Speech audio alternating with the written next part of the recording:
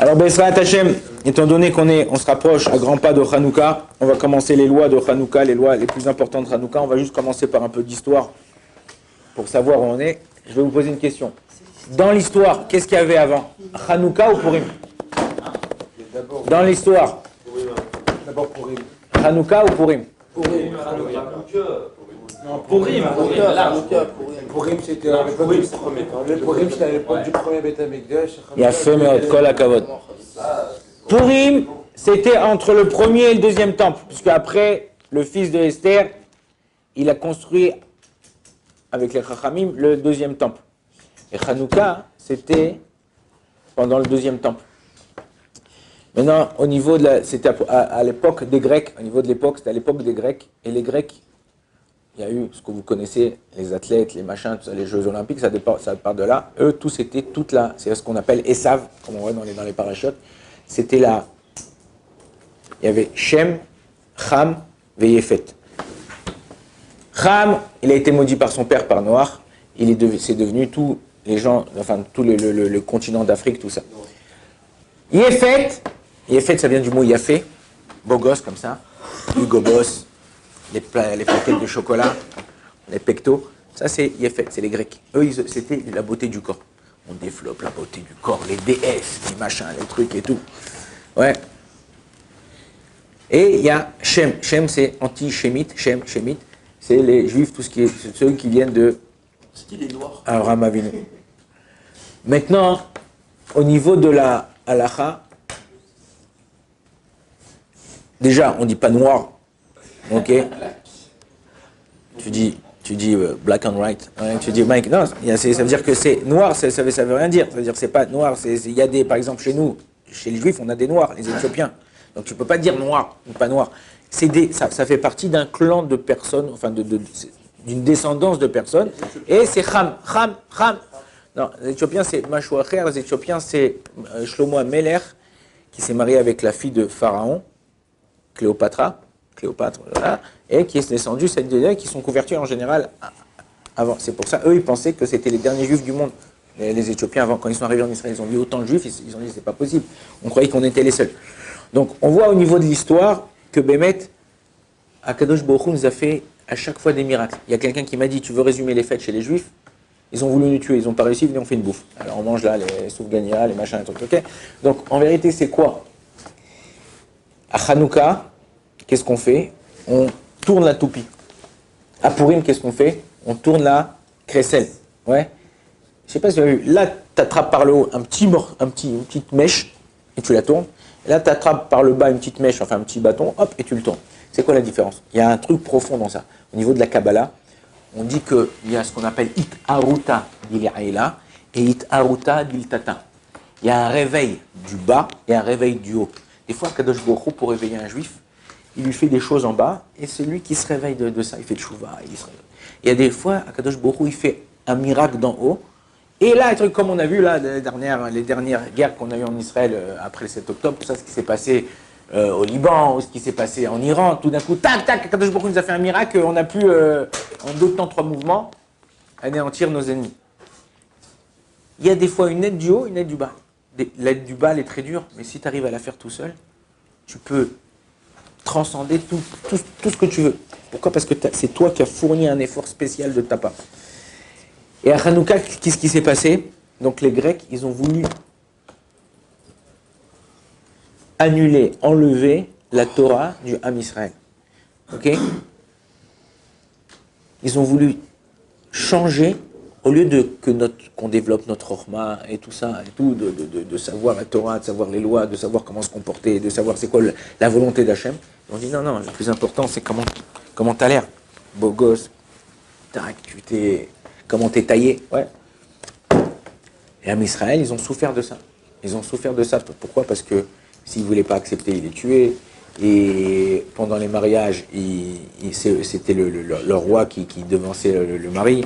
Il y avait plein de choses qui, comme ça, voulaient complètement annuler pour l'assimilation du Ham Israël. Et doucement, Baruch Hashem, les Maccabim, on appelle ça Maccabi. Maccabi, c'était en vérité des Kohanim qui sont arrivés et qui ont réussi à faire retournement de situation. Et Baruch Hashem, sauver le Ham Israël, et comme ça, ils ont vécu, ils ont régné plus de 200 ans sur le Ham Israël, remis le Beth Amikdash en route, et grâce à Dieu, encore une fois, Akadosh Baruch Hu, il a sauvé des mains de nos ennemis. On a souffert, mais Akadosh Baruch Hu le savoir. Après la pluie, le beau temps. Souvent, quand c'est dur, c'est difficile, la situation ne peut pas rester toujours la même, qu'elle soit bonne ou mauvaise. Des fois, tu es au top, des fois, tu es au ras des pâquerettes, ouais, tu es en bas. Mais il faut savoir que tu es là ou là, tu ne peux pas rester tout le temps en même place. Comment tu arrives à rester? Ça veut dire que si toi, tu es assidu dans ce que tu fais, à Kadosh Baruch Hu, tu arrives plus ou moins à garder ta place. Les femmes, ils ont l'habitude à Hanouka, puisqu'on dit que le miracle de Hanouka, il a été déclenché par une femme yéhoudite, Bat Yochanan Kohen Gadol. Elle a vu ce qui se passait avec le Ham Israël. Comme je vous ai dit, leur empereur, il a dit, s'il y a un mariage chez les Feuges, avant la nuit nuptiale de la Kala doit venir chez moi faire un petit tour.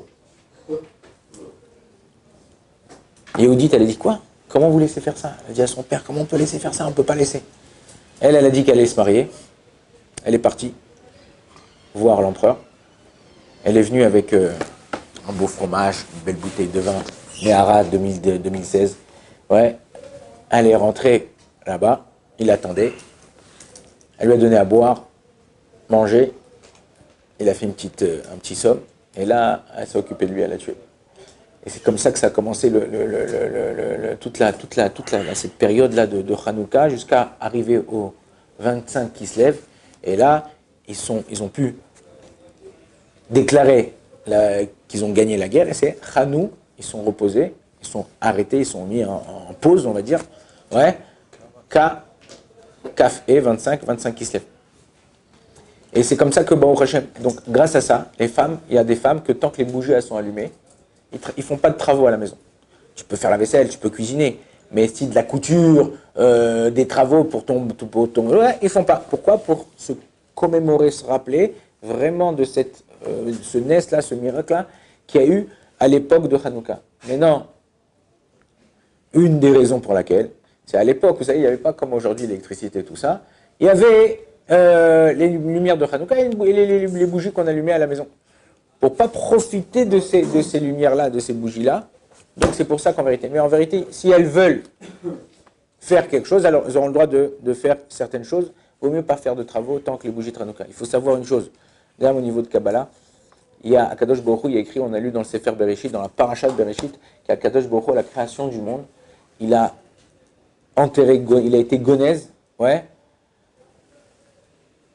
une partie de la lumière des tzadikim. Il a dit qu'il la redévoilera, Bezrat Hashem, quand le Mashiach viendra. Mais il faut savoir qu'il y a une partie de cette lumière-là qui se redévoile quand? À Hanouka. À Hanouka, Kadosh Baruch Hu, il me donne celui qui arrive à rester un peu ou à étudier. Moi, en général, ce qu'on fait avec les enfants, déjà, ça prend un quart d'heure l'allumage. Tu vas me dire, mais comment un quart d'heure? Tu allumes la bougie, ça y est, tu te casses. Non, tu allumes la bougie, il y a des mizmorim avant, il y a des teilim qu'on doit dire, c'est bien de dire certains psaumes, c'est bien de dire certaines choses, et de rester à côté. Je joue avec les enfants, tu lis avec les enfants, tu t'étudies, tu prends une certaine chose, une certaine bracha spéciale que tu vas prendre pour toute cette lumière que tu vas avoir, qui va t'éclairer dans tes moments d'obscurité pendant ton année. C'est là, je vous ai dit, chaque fête dans le judaïsme, c'est comme une pompe à essence, ok? Ou c'est comme la station électrique. Quand ta Tesla, elle est en panne, enfin pas en panne, mais elle arrête il n'y a plus de batterie, tu t'arrêtes dans un endroit, tu maques, tu mets le chargeur, ça charge. Une fois que c'est chargé, hop, t'es reparti pour 400 bornes. Ouais, la même chose. Les fêtes, chaque fête dans le Ham Israël, ça vient pour nous aider à avancer dans certaines choses. Et pour toute l'année. Comme Purim, ça vient pour te donner la Simcha pour toute l'année. La Emouna pour toute l'année, Pessah. La Torah pour toute l'année, ou Simcha Torah, ou Shavuot. Il y a chaque fête, elle vient de donner un putsch dans certains domaines de ta vie. Donc ne perdez pas ce temps-là, ne perdez pas ce temps précieux. Puis on arrive à la fin de Hanouka, c'est déjà terminé. Mais ça. Ouais, ne pensez pas à manger les comment ça s'appelle, les soufganiotes, là, les beignets là.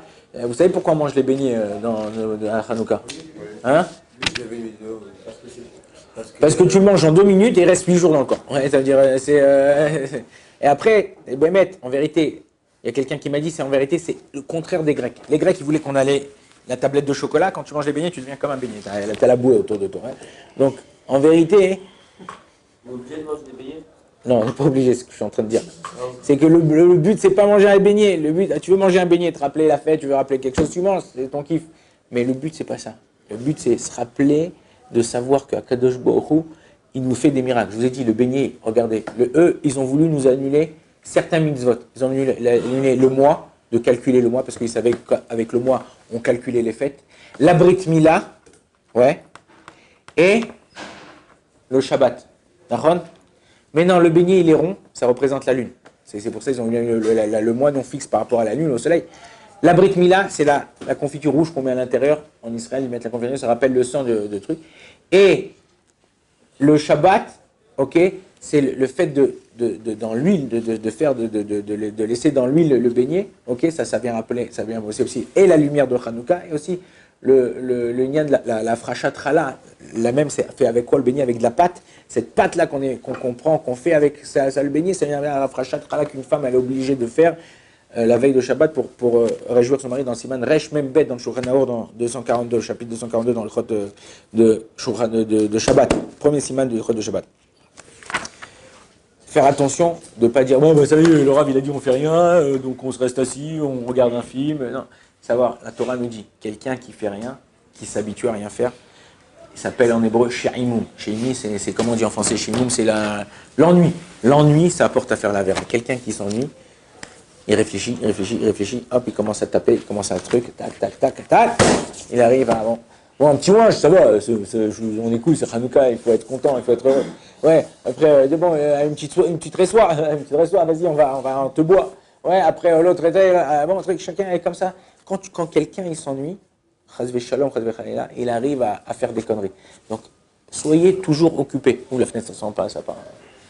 Soyez toujours occupés. Toujours occupés. Savoir que occuper son esprit, c'est Bari.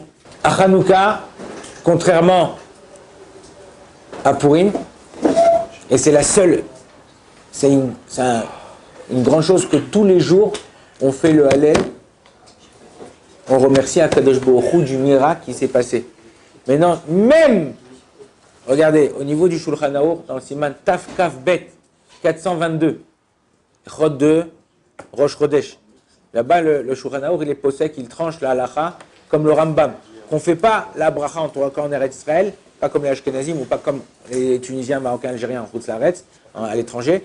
On ne fait pas la bracha sur le Hallel, et on ne fait pas la bracha sur le Hallel à Rosh Chodesh. Par contre, dans certaines fêtes, certains moments, et là, à Hanouka, on fait, et c'est un des seuls Rosh Chodesh où on fait la bracha, on fait parce que, non, le Rosh Chodesh, quand tu fais le Hallel, tu ne fais pas la bracha. Mais non, là, ça va être Tisri, Cheshvan, Kislev, Tevet, Rosh Chodesh, Tevet, c'est tout le temps, dans les 8, puisque ça commence le 25, ça termine 8 jours après, il y a toujours le Rosh Chodesh Tevet qui tombe à Hanouka. C'est un des seuls mois, qu'on fait la bracha à Rosh Chodesh d'après tous les avis. Donc faire attention de remercier Akadosh Baruch Hu. Il y a certains gens, on dit ouais, on fait qu'on appelle en Israël, on organise une fête de Hanouka, une Messibat Hanouka. C'est quoi Messibat Hanouka? Une fête de Hanouka. Maintenant, il faut savoir que la Messibat Hanouka, c'est considéré comme une fête, que si toi, pendant cette fête, tu fais des divrei Torah, tu fais des choses, on a même l'habitude de manger des choses laitières, comme à Shavuot. Pourquoi? Pour le miracle qu'elle a fait Yudit avec cet empereur-là qu'elle a réussi en lui donnant des choses laitières. Mais non, le plus important, c'est pas ça, c'est pas de manger tes soufgania, pas manger tes beignets, ou tes sphinges, ou ton repas laitier. Le plus important, c'est de dire des divrei Torah, se renforcer, on se met ensemble, même si vous êtes, vous, les Baruch de la Yeshiva, vous êtes là ensemble, tout ça, parlez ensemble de Torah, parlez un petit mot, un petit truc, t'as appris un chidouche, t'as entendu un truc qui réjouit tes potes, faites-le. Si tu fais pas ça, eh ben en vérité, chaque mitzvah, vous lisez dans le Pirkei Avot, quand on arrive entre Pessah et Shavuot, dans une Seouda, dans un repas où il y a mangé 3 personnes, il n'y a pas eu de divrei Torah, c'est comme s'ils ont mangé des choses interdites. Je ne veux pas dire la chose qu'il y a écrit là-bas, mais rien qu'avec une parole, et on voit c'est ça la force du Ham Israël, par sa chorma et par sa parole, on peut tout changer. Tu peux changer une situation. La même chose on voit dans la vie.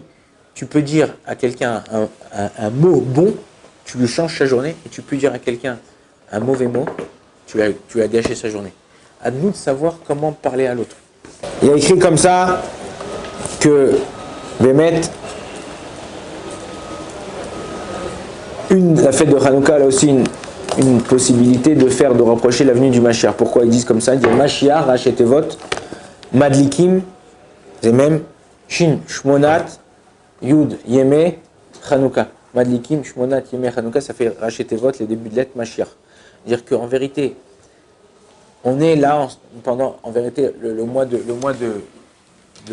Kislev, il tombe souvent à 90% pendant les fêtes de fin d'année des octobre. Et pendant ces fêtes de fin d'année, la nuit, elle est beaucoup plus importante que le jour. Au niveau de la Kabbalah, on dit que l'obscurité, elle domine la lumière. Et grâce à ça, on allume une petite lumière. Comme ça, il dit que Ksat Or Doché Arbe Chosher. Un peu de lumière repousse beaucoup d'obscurité. Quand tu rentres, disons la chambre, elle est noire, là, elle est black. Ok, on voit rien, un truc ça. Tu rentres avec ton téléphone, tu allumes juste la lampe. Ouais, tu commences à voir bien. Tu te dis, après, quand une petite lumière comme ça, elle arrive à éclairer une grande chambre comme ça. Ouais, parce qu'en vérité, cette petite lumière que tu allumes en toi, ce petit réveil que tu as vers Akadosh Baruch Hu pendant cette période, tu peux tout changer ta vie. Tu peux tout changer, tous tes projets. Akadosh Baruch Hu, Bezrat Hashem, nous aide à allumer ces petites lumières-là pour changer nos projets de la vie. Baruch Adonai, l'olam, amen, vamen.